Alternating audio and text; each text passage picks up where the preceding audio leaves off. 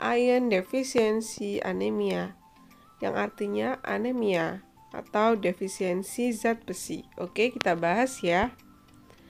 Hari ini yang kita bahas meliputi definisi dan etiologi IDA, jenis dan tanda gejala IDA, patogenesis, reaksi kekebalan tubuh pada IDA, mekanisme keterkaitan sistem imun dengan IDA, sebenarnya bacanya IDA ya. Pengaruh gizi terhadap sistem imun pada kondisi IDA, penata laksanaan IDA. Anemia gizi besi.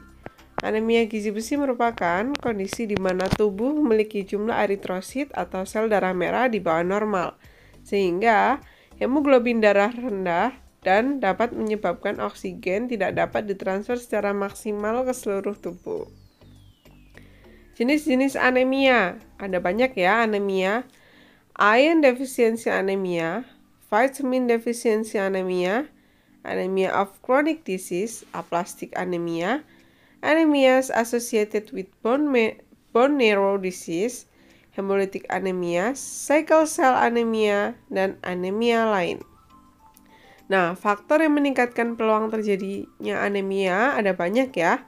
Yang pertama, rendahnya asupan gizi pada makanan, lalu menstruasi, lalu kondisi kronis seperti kanker, gagal ginjal, atau kegagalan hati, dan faktor keturunan. Nah, berikut merupakan jenis dan tanda gejala. Gejalanya secara umum, kadar hemoglobin kurang dari 7-8 gram per desiliter. Lalu gejala ini berupa badan lemah, lesu, cepat lelah, mata berkunang-kunang, serta telinga mendenging.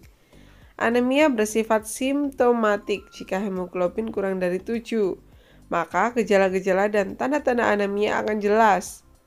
Pada pemeriksaan fisik dijumpai pasien yang pucat terutama pada konjungtiva dan jaringan di bawah kuku. Gejala khasnya koilonychia, yaitu kuku sendok, spunil, kuku menjadi rapuh, bergaris-garis vertikal dan menjadi cekung sehingga mirip dengan sendok. Lalu atrofi papil lidah. Permukaan lidah menjadi licin dan mengkilap karena papil lidah menghilang. Lalu stomatis angularis, adanya keradangan pada sudut mulut sehingga tampak sebagai bercak berwarna pucat keputihan. Lalu adanya disfagia, nyeri menelan karena kerusakan epitel hipofaring. Adanya sindrom Plummer-Vinson atau disebut juga sindrom Patterson-Kelly adalah kumpulan gejala yang terdiri dari anemia hipokromik mikrositer, atrofi papil lidah, dan disfagia. Patogenesisnya gimana sih? Perdarahan menyebabkan kehilangan besi atau kebutuhan besi yang meningkat akan dikompensasi tubuh sehingga cadangan besi makin menurun. Jika cadangan besi menurun, keadaan ini disebut keseimbangan zat besi yang negatif, yaitu tahap depresi besi. Apabila kekurangan besi berlanjut terus, maka cadangan besi menjadi kosong sama sekali. Penyediaan besi untuk eritropoiesis berkurang, sehingga menimbulkan gangguan pada bentuk eritrosit, tetapi anemia secara klinis belum terjadi. Lalu, pada fase iron deficient eritropoiesis, kelainan pertama yang dijumpai adalah peningkatan kadar free protoporphyrin atau zinc protoporphyrin dalam eritrosit. Saturasi transferin menurun dan kapasitas ikat besi total atau TIBC meningkat, serta peningkatan reseptor transferin dalam serum. Lalu apabila penurunan jumlah besi terus terjadi, maka eritropoiesis semakin terganggu sehingga kadar hemoglobin mulai menurun. Akibatnya timbul anemia hipokromik mikrositik, disebut sebagai anemia defisiensi besi, iron deficiency anemia. Pada saat ini juga terjadi kekurangan besi pada epitel serta pada beberapa enzim yang dapat menimbulkan gejala pada kuku, epitel mulut, dan faring, serta berbagai gejala lainnya.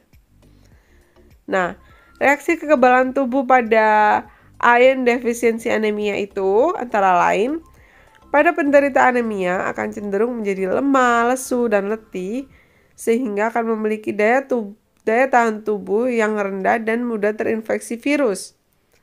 Anemia juga dapat menyebabkan jantung bekerja lebih berat dalam meningkatkan jumlah darah yang beredar. Dalam jangka waktu panjang, anemia dapat merusak sistem kekebalan tubuh dan mengganggu kerja organ vital dan memicu berbagai penyakit. Nah, mekanisme keterkaitan sistem imun dengan IDA. Fe mempengaruhi imunitas hormonal dan seluler serta menurunkan produksi IL-1 atau interleukin 1.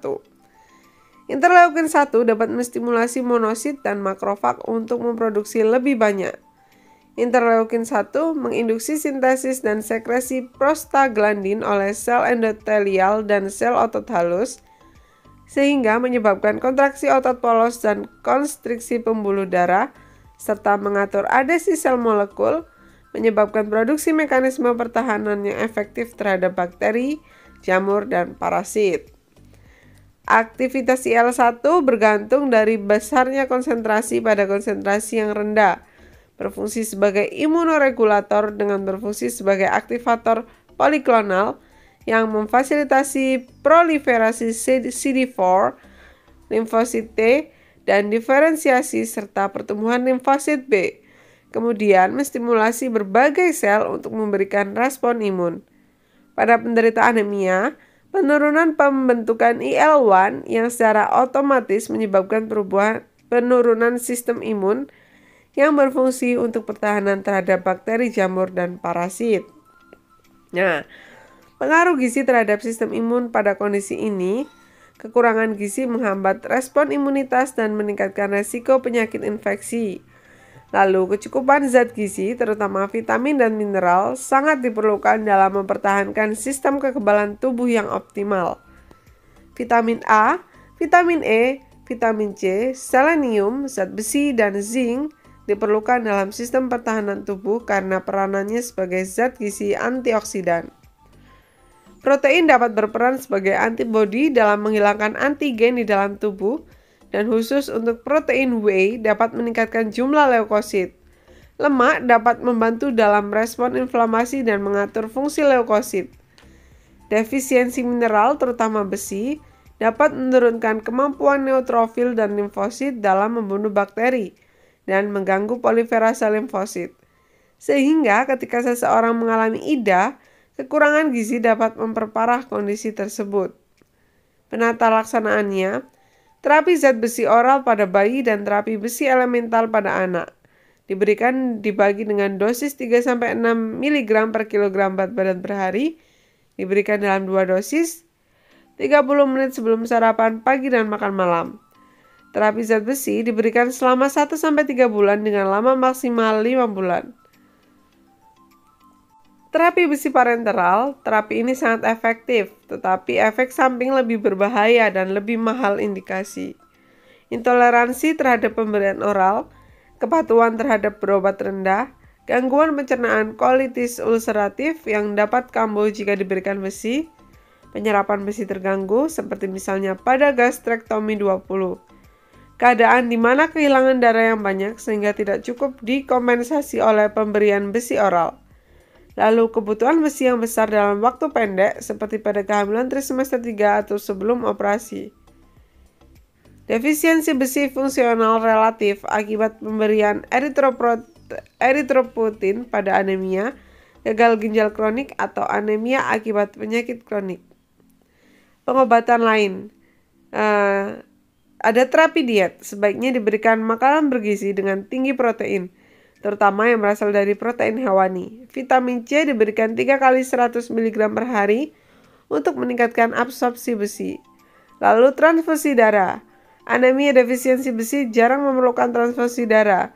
Indikasi pemberian transfusi darah pada anemia defisiensi besi adalah adanya penyakit jantung anemik dengan ancaman payah jantung. Lalu anemia yang sangat simptomatik, misalnya anemia dengan gejala pusing yang sangat mencolok. Lalu pasien memerlukan peningkatan kadar hemoglobin yang cepat seperti pada kehamilan trimester akhir atau preoperasi. Terima kasih atas penjelasan hari ini. Mohon maaf bila ada kesalahan. Silakan jika ada hal yang perlu didiskusikan, ketik komentar dan jangan lupa like, komen, dan subscribe. Semoga bermanfaat. Bye-bye.